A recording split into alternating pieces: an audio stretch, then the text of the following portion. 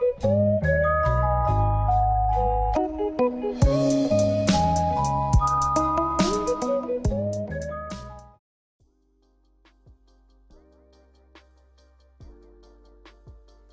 guys, Tech James here. In this video I'll be showing you guys how to get really nice Zelda Homebrew games on your PS Vita.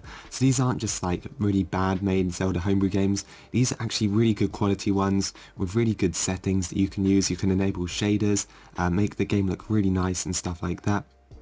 So if you guys are interested, what you want to do is just go and open up Vita Shell. Is press select, connect your PS Vita to your PC, and I will show you guys what to do next. Right guys, so over on your PC I will have links to the best 4 Zelda Homebrew games I could find. Links will all be in the description. And so basically guys, they're in order of release date. So this one was the newest updated. It's called Zelda 3T, but it tells you here what the actual game is called. So it's called Zelda Time to Triumph. And yeah, there's a few screenshots of it. So I've got all 4 games up here. I've got this one as well.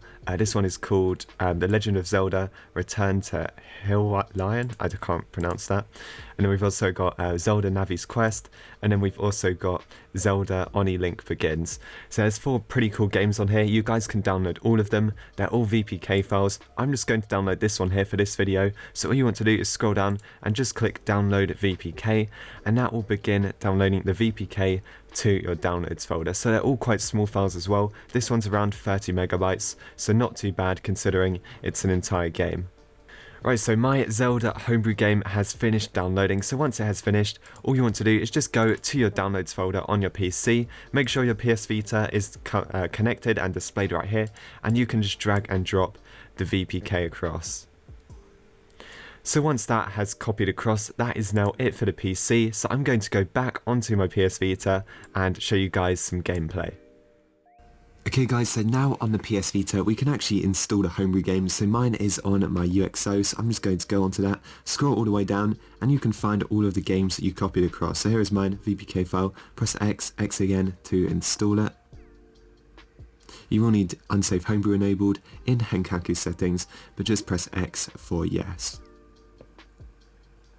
Right guys, so once it has installed, you can now close out Vita Shell, so just press circle a few times, go back to the main menu, and you can completely close out of it.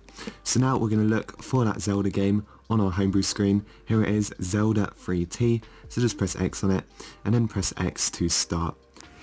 Now this version is actually kind of interesting, because we can use the touchscreen to drag a mouse, and we can actually go up to File, and tap, and then like save config, reload config. We can go on graphics, so you can go down to full screen, just tap and it will go on full screen like that.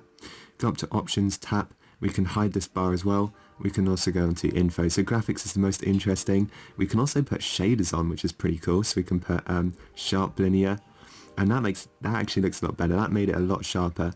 If you go back into graphics, we've got blurs and filters and stuff like that.